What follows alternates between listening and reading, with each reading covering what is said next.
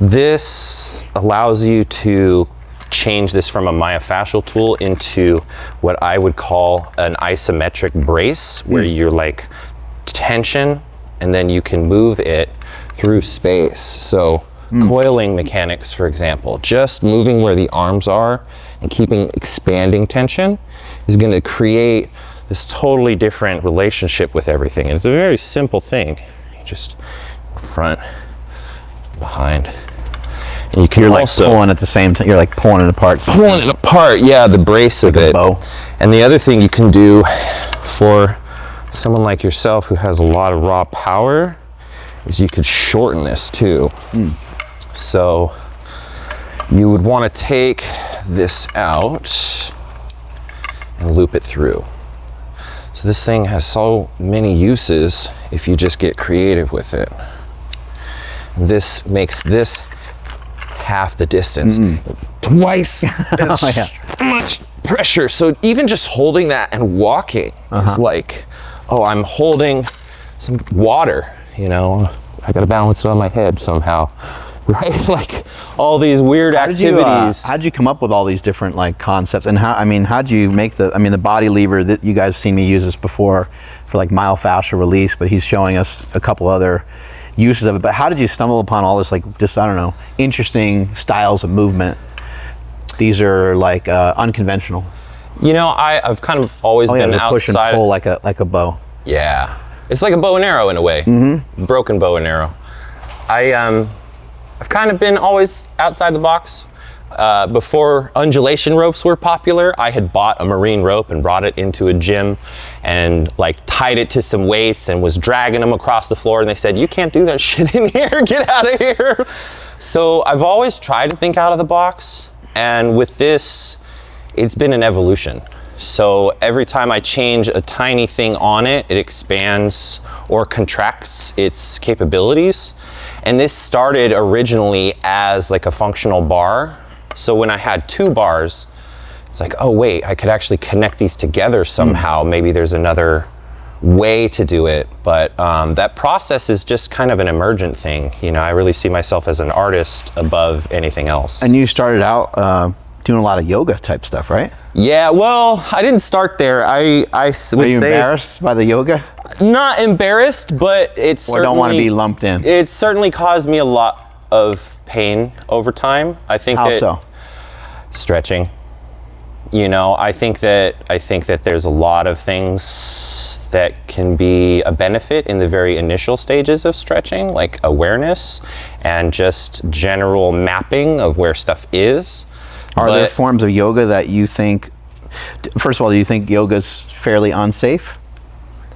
I would say, yeah. I mean, the results are that people are having hip replacements and lots of non-contact injuries. And I've been to literally like thousands of classes. I would take 50 classes a month sometimes. And I would do anything from You were also a yoga instructor. Yeah, oh yeah. For a long time. Yeah, yeah. So it's not like you're just like did some yoga for a little while and you're like, I think it's dumb. Yeah, You actually have a lot of practice in it. Yes, these led me to many places that I guess a normal person wouldn't be able to get to. You know, got me in the door to talk to many people that I wouldn't have had the opportunity to at festivals I attended.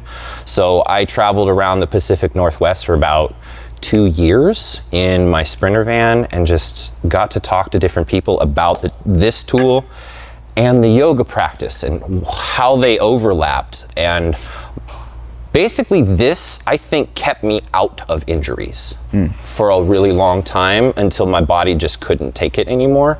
But for me... You're able to repair yourself with some myofascial release in between the yoga classes. Oh yeah, oh yeah. And I had climbers and yogis and all people from all walks of life at festivals tell me that this thing made the difference for them consecutively, day after day after day, enabling them to take their craft to the next level too. So you mentioned stretching, you know, being problematic. What do you think is some of the issue with stretching? I think that it's an awareness issue more primarily, and that comes from the shape that we either imagine or don't imagine while we're training. because we have a very powerful visual creative mind. Sorry to keep interrupting you, but it's great. It's great. I just am like fired up. I love this topic. You know that. I love talking about these things, and I love having like conjectures back and forth and trying to like figure some of this out. But do you think some of the era in yoga maybe is in having like a stretching class? Yes. Because you and I can go over mobility stuff. Yeah. And you know that I have that I'm tight in certain areas, that my muscles, you know, got strong in some areas and they're weak in others, and so forth. And so you and I can work together, and you can have a systematic way for me to move my body around. I can get a lot of benefits of mobility, and some people could probably look at certain parts of the training session and say, well, that's kind of stretching. Right. Because some of it could be, because like lifting can kind of be stretching. Right. Doing a Jefferson curl can be kind of stretching. Right. But in yoga, they kind of leave you in one place, and I think they're looking for you to hold a stretch a lot of times for 2 or 3 minutes. But yoga also has a lot of great practices that probably open the door for you to open your mind 100%. to so many other things. I mean, even just the stuff the instructor says to you, that's not normal stuff that you hear in a gym. Right. You don't hear someone say, relax your left big toe. Well, and it's, when you're doing a squat. Yeah. You know what I mean? It's very granular sometimes, you know, and people have wells of good intentions. That's the thing that I don't want to divorce from anything that I say, is people are looking to do good work. They're just in a box of a system like any of us, you know. I started actually with weightlifting, and I stood up on a stage once. I did a bodybuilding show, and then What? Yeah, that was after many years of playing video games as a kid. So I got this like debilitated kind of mouse and keyboard body from tens of thousands of hours, but I learned things intellectually from that. But jumping back into yoga, looking at those systems. Keyboard body, I like it. Yeah, keyboard body.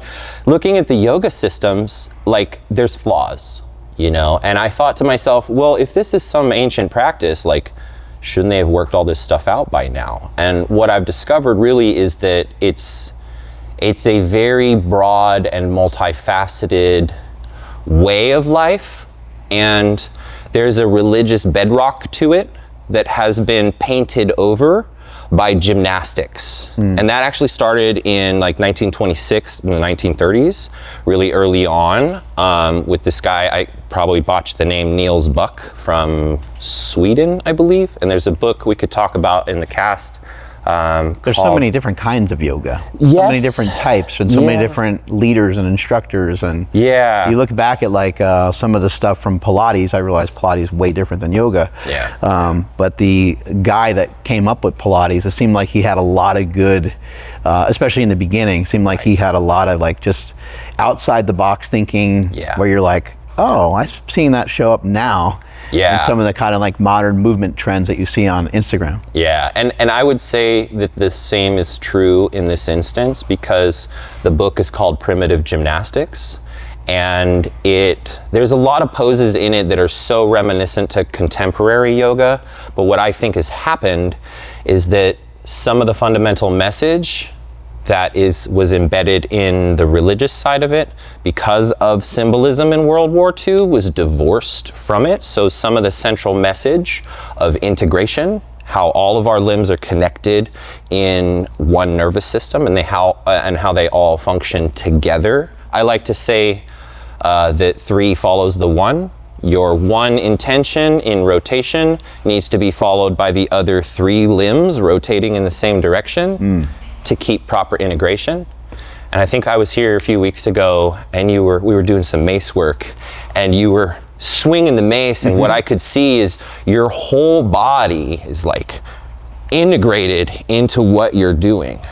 Right? So you weren't doing like the fancy stuff I was, but nobody's gonna hit that club out of your hand because you have your whole body integrated into that movement. My body doesn't want to move in like separate parts yet. Right. Working on it. And that may not be good for it to drastically move in separate parts. Out of nowhere. Yeah. If you had like an extra inch of hamstring flexibility all the time, you just you just fall down. Show us a couple things that you can do with this guy. Maybe just show us like 3 to 5 main moves that people can utilize this thing for? I love smashing the calves with. It's my favorite. Calves and shins. Easiest way that I would show someone at first is simply stepping through it, because it's the most reward for the simplest action.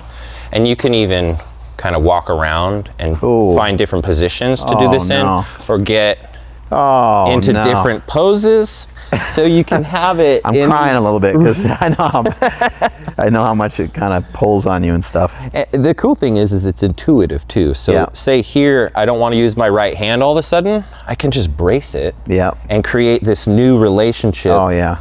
And it's all your own pressure too.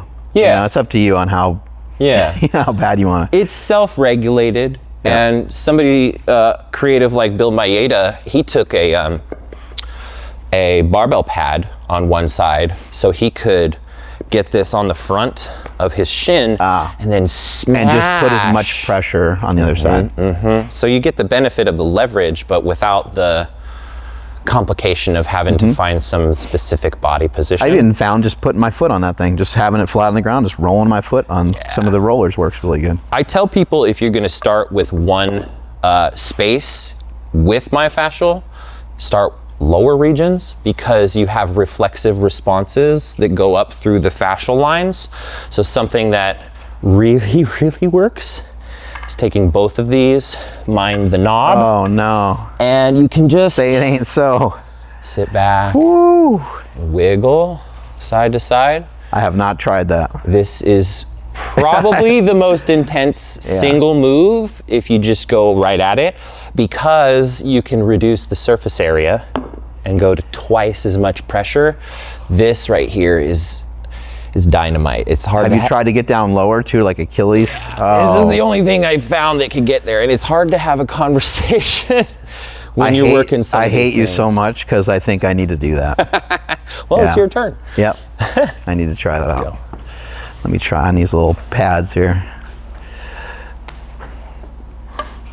I'm so fat, I got some like meat juice on my sandal on my way out the door today. It's my chuck roast. Whoa, Nelly. I can already tell it's gonna feel great. Yeah. Funniest thing out of all the things I do, it's probably like 6 months ago, I just walked into my dishwasher. My dishwasher was like down. My wife was like messing with it. Yeah. And I just walked right into it with my knee. Yeah. And my knee has been swollen for like 6 months. Oh shit. It's like the bursa sac got a little fucked up. Probably hit the bone a little bit. Yeah, that feels disgusting, but I dig it. If you press your hands onto them, it's usually pretty good. It supports the weight of the upper body. Yeah. Try to roll it down a little bit. Yeah. Kind of hard for me to get all my weight back in that range. Right. Your quads are so integrous, you probably have a hard time getting all the way there. A pillow under the shins would probably help, or sitting on something that yeah. But yeah, I can still feel digging into there pretty good. Let me get it into the knees more. Some of the other hot points are real good ones we can do too after you're It does feel like it opens up like the front of the knee.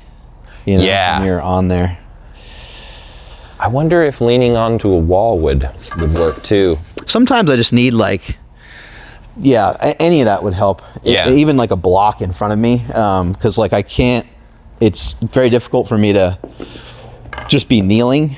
Well, I was gonna say exactly. So like this we guy, could try some of the straddle techniques, and those are really good at getting you more open to being able to be on the floor. Let me grab another one of the body levers.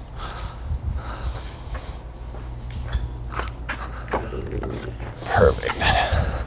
This always happens anytime I go, like when I've done a few yoga classes over the years, and like the teachers like grabbing like as many bolsters as they can find. I'm like, you're gonna just be here all day trying to help me, and no one else is gonna get taught anything. So yeah, if I even have this in front of me just to put pressure on, then I can. Yeah, exactly. Whoop. might try to work with your feet and just trying to point your toes really hard. That might help a lot, because that's where I see the limitation. Oh, you had a lot of limitation in the ankle. Yeah, okay. Yeah, if I'm just up here, that kind of helps. There it is. And then what I do is go left and right. Yeah, exactly. Definitely, yeah, feeling that shit. I always say in classes, if you get brave, you take one out, and then you...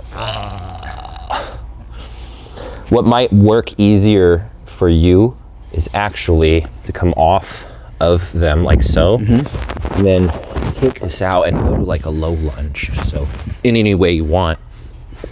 And then you can step on one side of this guy and push it down. So instead of trying to do both sides symmetrically, yeah, that'll work.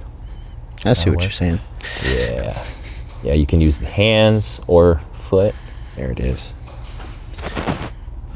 Yeah, and then you're just basically adding your body weight to the roll there. Feels nasty. I have done this guy before, where you kind of get on here kind of sideways. Yeah. And start to roll through some of the shin. Yeah. And that just feels nasty, but it does free up some stuff. Yeah. And then even just using some body weight on these sometimes works really well. It's killer. So just like having my leg kind of here, just maybe watching TV and just having that there, and just even putting a little pressure. Yep. Just depends on how tender something is, how much pressure you need. But then if I'm like, there's a huge difference using this product when you're sitting versus when you're standing, because your legs are like in more tension. So if I'm sitting here, it's like, wow, that's just that amount of pressure does a lot, as opposed to if I'm standing, the calves are kind of tense. Yeah. And you can actually get into like a little bit of a battle with this thing. So you can flex, and it doesn't hurt, okay, because my shin is flexed. I'm like fighting against the thing, and now I'll relax into it. Right. And then you can start to kind of almost do your own myofascial or active release therapy. And even taking the shin, like for me, my feet want to point out. Right. So I take this guy and I actually just intentionally torque them in a little bit, right? Like, why not pull them in, pull those, straight. That's straight feet matter. chiropractic. Yeah. That's chiropractic work right there. You're doing a little bit of bone bending, bone setting. Sometimes you're going to end up with adjustments. There's ways that I like to lay between these with my spine. I've done that with my shoulder before too. Amazing. Show us the spine. So I'll go just enough width to fit the facets of the spine in. Damn, Then I'll go down like this. This is worth the price of this thing just to be able to do this. Just the one thing. Seriously, Even if it's a one-horse pony, it's good. I just set so you can get your head down, and then I'll bridge up and down so I can get pressure from the knobs onto my spine. And then if I want a little more traction, I just had one adjustment. I'll push my hands into this nook of my hips and actually get a little bit of traction through the tissues. Heard a pop. Yeah. This is with a sweatshirt on, so it's a little bit left. He normally does this with no pants. No pants. Sunning to the sun. Oh, you're familiar.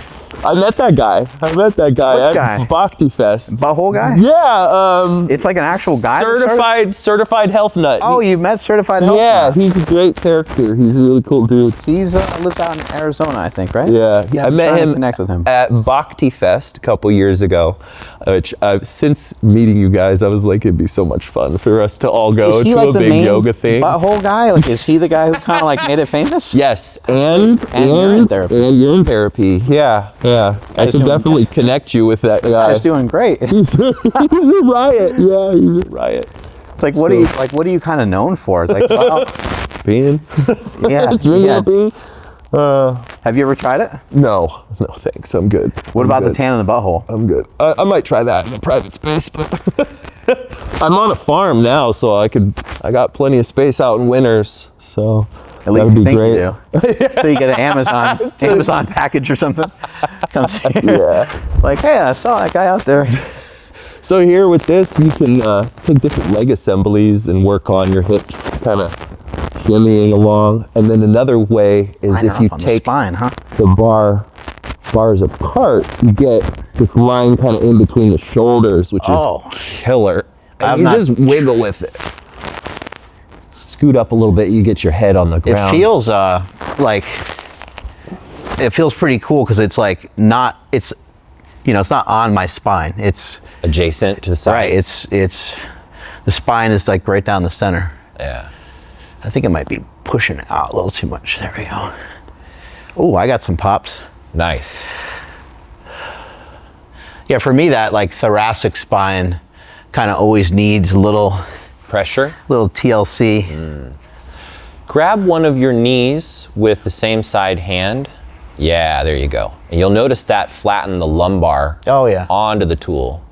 And if you brace that same elbow on the floor, kind of hold the knees, you might be able to get both knees off the ground and kind of wiggle with it. My shirt's a little slippery. But yeah, it feels good. Yeah. Yeah, that's what I notice when I lay on the ground at my house, if I'm just chilling, kind of watching TV. It's like I always got to try to figure out a way to get my spine to be flat. And so I have to bring like a chair over or something to have my feet up on that. Because if I just lay on the ground, my butt is way too big and my hips just go whoop whoop. I see. Yeah, I like putting those, that you got in your hand there, right underneath the points of my hips, and then trying to take my feet straight up and push my heels into the sky. Yeah. Oh shit. Yeah. Oh. Right. Just like pressing, like I feel that in my lower back like crazy. It's taking the closed chain system of your legs and making it an open chain system. So it's kind of grasping for like, what am I doing up here? What am I reaching for? Your hands are supposed to be doing this. The feet aren't supposed to be doing this. I learned a lot about that teaching inversions and handstands and such. That's really my favorite kind of yoga practice. Is there a way to get into the shoulder? Because the shoulder's a tough one sometimes. Yeah. How do we do that? I want to show you quad first because we're already there. Let's do it. And then we'll do that. So you might want to be on a block or not. If you're not on a block, you'll get more leverage. Put my butt up there.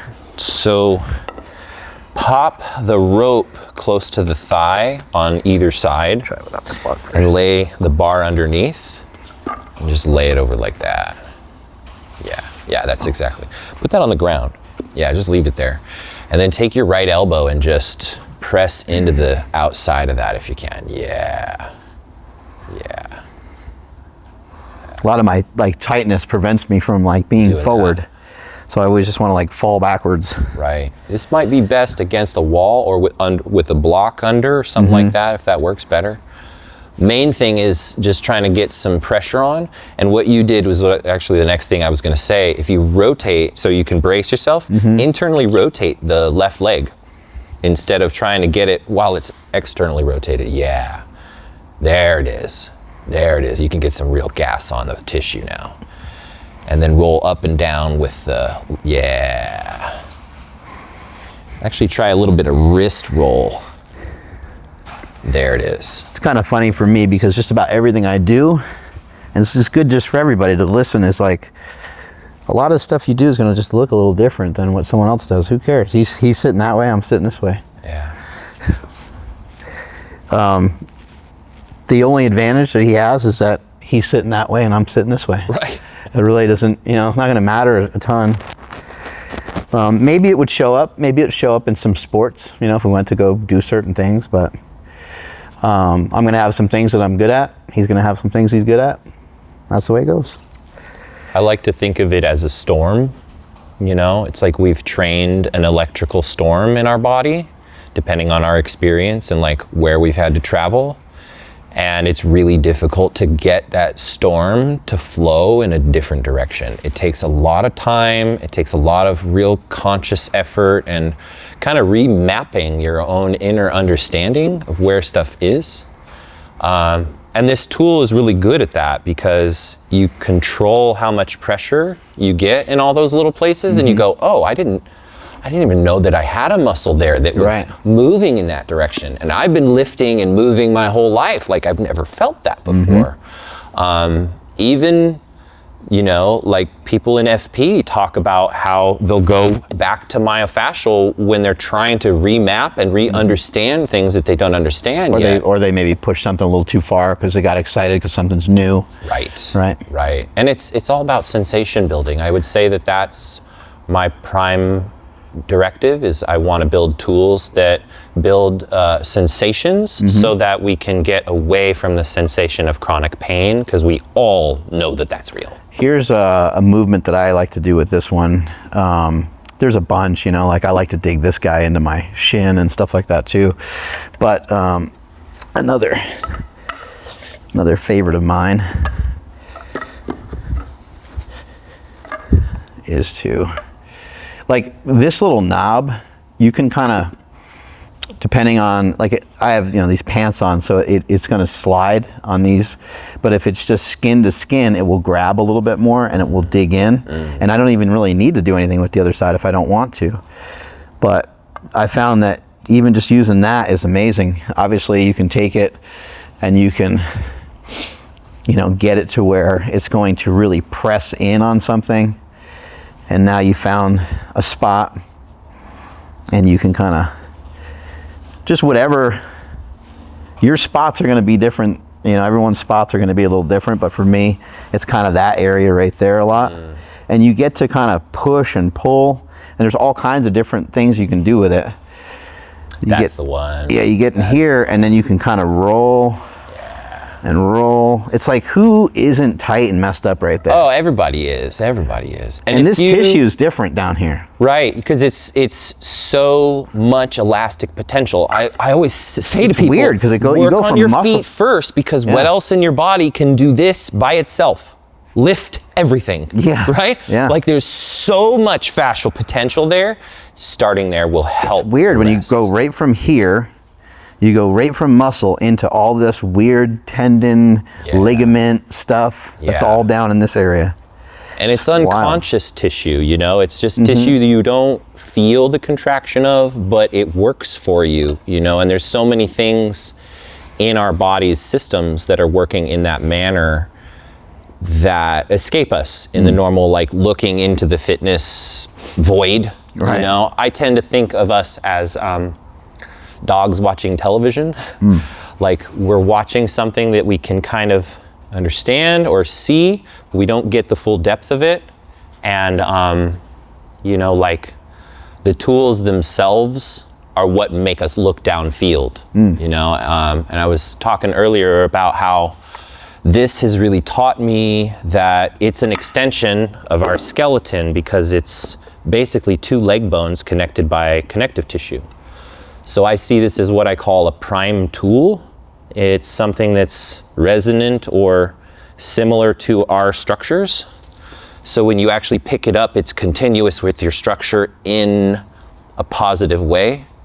Whereas other tools would be like a synthetic tool that was made up by, you know, just like thinking about a concept and making up something that maybe is symmetrical or that places you in an artificial environment. Like on your back, you know, when you're moving around, you're more like a fish than you are like a human, because gravitation has changed. So making tools that revolve around those kinds of things can be beneficial, but it can also be very dangerous because it's putting weird inputs in. Let me show it that one. Show you. That other one has some eyelets on the end, which wouldn't be a problem. It actually would be a benefit, but so I just get down on the ground. I found it just like my guts, they're always kind of like, all this stuff's just tight in here. And so I find different spots and I'll put it, again, this top shirt's a little slick, so hopefully the microphone's still good. Yeah, I'll kind of put it just maybe like a little bit above my belly button for me. And I don't really need to do anything with this. I found that if I go to try to press hard, all that happens is I go, yeah. And I won't allow it to, like, you know, ease penetrate, so to speak. But you can kind of take it and you can start to twisty. And what I want to do from here is I want to work on some breathing and just allow just some serious gut smash. If you lift your right leg and kind of rotate the knee too, you engage your hips in a really interesting way. Yep. And it's going to send some reflexes up through like the transverse muscles and different places. I work on this kind of stuff quite often, to be perfectly honest. I think I have a really bad pattern in my QL on this side. So this is a really great place, like you were saying, whether this would have a benefit, the ring or not, just the different contours on the tool, the little nub, they have different uses. So I'll really like pin the muscle on the side down, and it's almost like a bit of seppuku, which is killing yourself, right? So like representation. I can get a little extra leverage too by pulling on this one. Yeah. And that just... Right. And that's really to get different angles is what you're trying to do. That's the purpose of the rope too, is that it is an extra contact point. So you could actually control it with the rope as well. And I would say too, like if you're pushing around on stuff and you're like, oh shit, I think that's my ovaries, which that would be interesting. But if you are like nervous that you're pushing on the wrong spot, then you're probably pushing on the wrong spot for the day. Like if it hurts weird, some weird burning thing, then don't do it. Just stay away from it for the day, and maybe it's something you can come back to. Maybe you can try to read about it or learn about it, but don't just go and destroy yourself on day one. Working around things is really beneficial too, because there's a reason that you have referred pain there. It could be that something right next to it is causing the issue, or it could be that something all the way across the body is causing that issue. And what's really interesting I've witnessed with this tool is, like, for example, if you use it on one side of your body, it's typically that you have to brace it on the opposite to create the right tension to create the massage. So you're kind of engaging like that referred muscle, or at least touching it or coordinating to it, giving a little bit of awareness to it. I'm trying to just screw in my belly button. Screw it in. Clockwise or counterclockwise, right? Which is better? Yeah, Phillips or flathead. That feels fucking weird. I bet one way works really well and the other way doesn't. Right. I would try it right at the base of your sternum, higher up. I think that is the real integration point.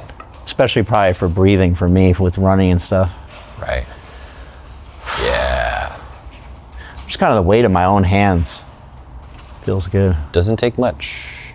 Doesn't take much. You want to work on the shoulder now? Let's see it. Yeah, awesome. You can do it on the ground too. One thing I just want to show real quick is, like, again, if I'm at home watching TV, because I'll just mess around with this thing for a while. I'll just be on the ground. My daughter's like looking at me like I'm crazy, but I'll just find different spots. I might find something in the bicep. Yeah. I might find something in the shoulder or the tricep, whatever it might be. Even in the shoulder back here, just getting this pressure on this guy is quite a bit. And then also, you know, I might be able to wrench down on it right there, but. Yep.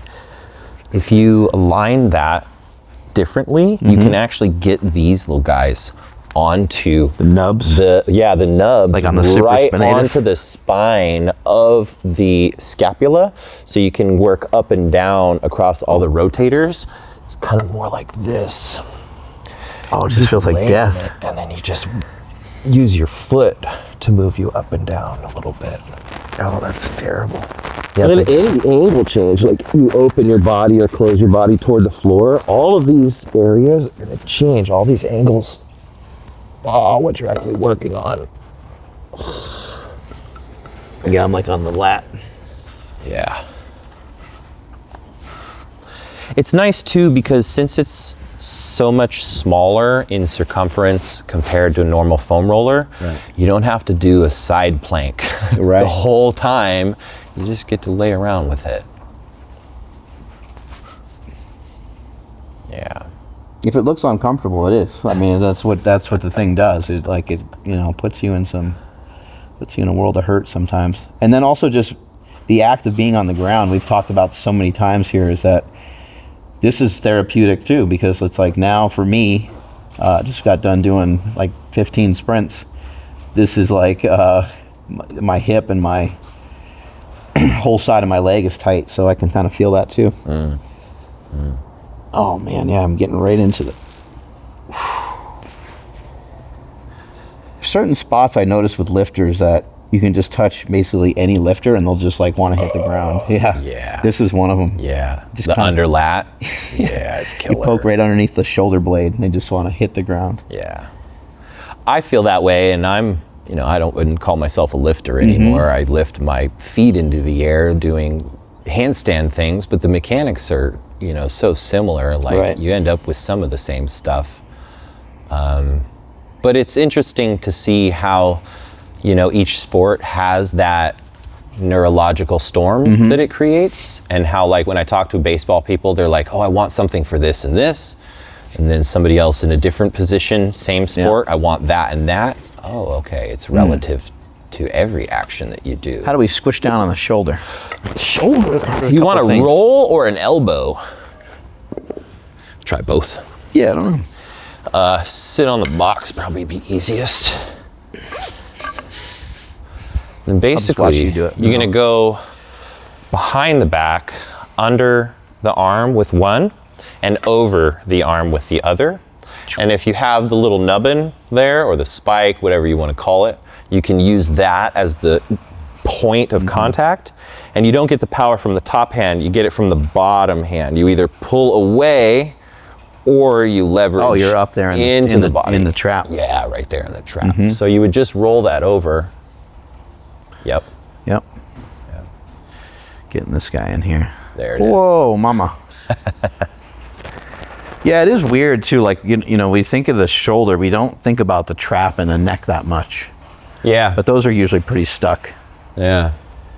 Well, shoulder, we think deltoid, rotator cuff, but Huge part of it, yeah. Shoulder is pectorals, rhomboids, like the whole everything on top of the rib cage. I mean, just even holding this here and just like moving my neck, I'm like, oh yeah, well that's enough to get something. yeah.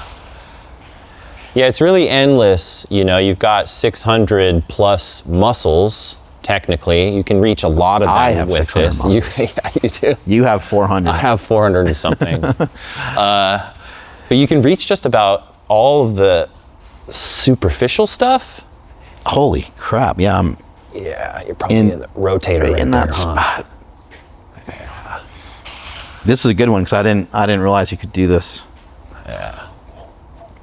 What about pressure in the front? A lot of people I are was like, oh, the just front of gonna my say, shoulder. Yeah. You can do this. So you move from here to a southpaw where the hand is down. And all it is going from this overhand to putting the little knob on the pecs. So I hold the back one best I can, about like so. Yep. And then you use, Oh yeah. yeah. Oh, and I got to And get you the can scrub nipple. like this. Oh damn. Yeah. It's like ropey. It's like gross. It's gross in there. Well, the pecs and the lats are a flatter muscle than we think because they cover such a fan of area. Well, that's so, good for breathing too. yeah, it's really easy to get enough pressure to work on them. And then if you take this to the neck and you take the opposite against the shoulder, yeah, so you kind of have it on the outside. Yep. There it is. You can get opposed pressure right Well, into the that's kinda neck. cool. You just leave it so it still hits the shoulder out there. Yeah.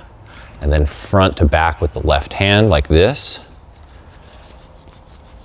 I don't know why I'm going after this front thing in the neck, but it feels amazing. The SCM, yeah. I think Yeah, this shit's always wrecked on me. Always it's tight. horrible. This muscle, you can pinch it to get to it Yeah, easier. yeah, I know. It's And nice. a chiropractor did this once, and he was like, "Oh, you're having neck pain? Here, let me grab your SCM," and just fire and blindness all of a sudden. And then I felt better. Yeah. Sometimes going over the threshold is nice, but this muscle is responsible for keeping your head on a swivel as Chicken you head. walk, right? Chicken head, like David Weck's movement. I love it. I love doing that stuff. It really helps my spine, but it does look unconventional. But working that muscle will help stabilize that responsiveness to walking. This gait. is dope. Yeah. Can Anything else you want to we- work on? Can we just drive right into this guy? How do you drive it into that guy? The front of the delt? Mm-hmm. Yeah. You got to move for that? So it's the same move. You can do it standing like so. It's a little funky. You kind of have to go at a side. What I prefer to do is actually on the ground.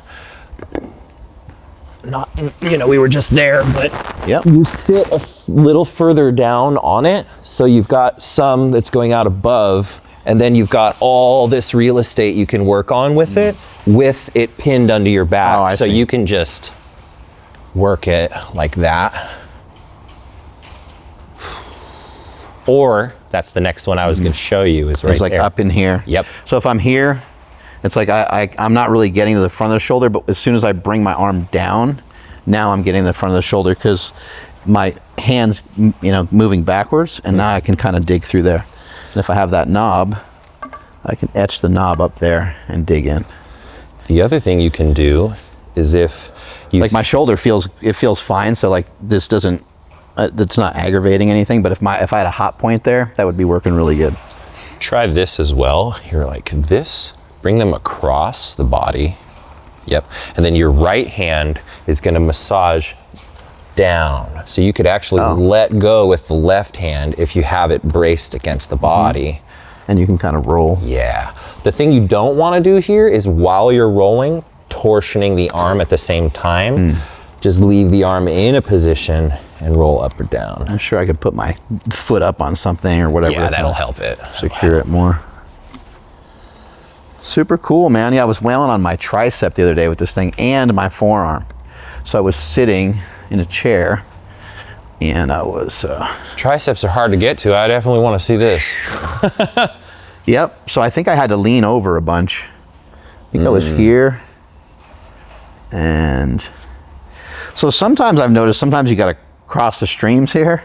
So that's kind of hard to get to, as you're mentioning. Something you can do, let's check this out, hold it, is twist the rope a bunch of times in the same direction. And it will get a little shorter. And then do the same crimp. And then you don't cross the wood.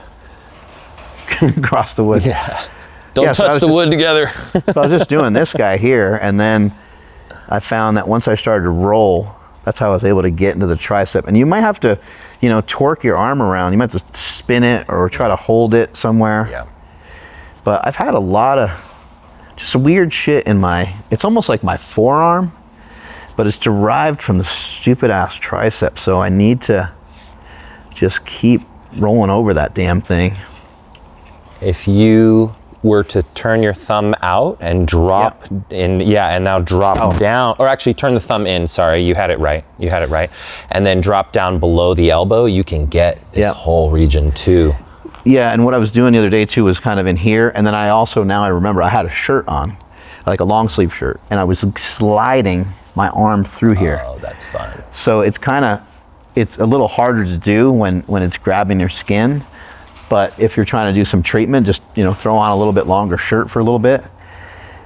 And I was right in there, and then I can also either roll here, or I can try to pin it down and start to just move the arm like this. And I'm trying to get that back one to roll. And that is absolutely killing my tricep right where I need it.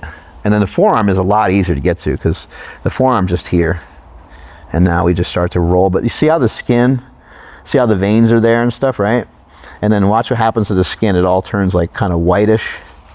And the veins go away. So it's just cool, the interruption that it's causing. And then there'll be like blood flow kind of back to the area as soon as you're done. But yeah, this thing's been really amazing for me. So thank you for making this. Of course. Super cool. All right, we're going to hop into a podcast. Sweet. Strength is never weakness, weakness never strength. Catch you guys later.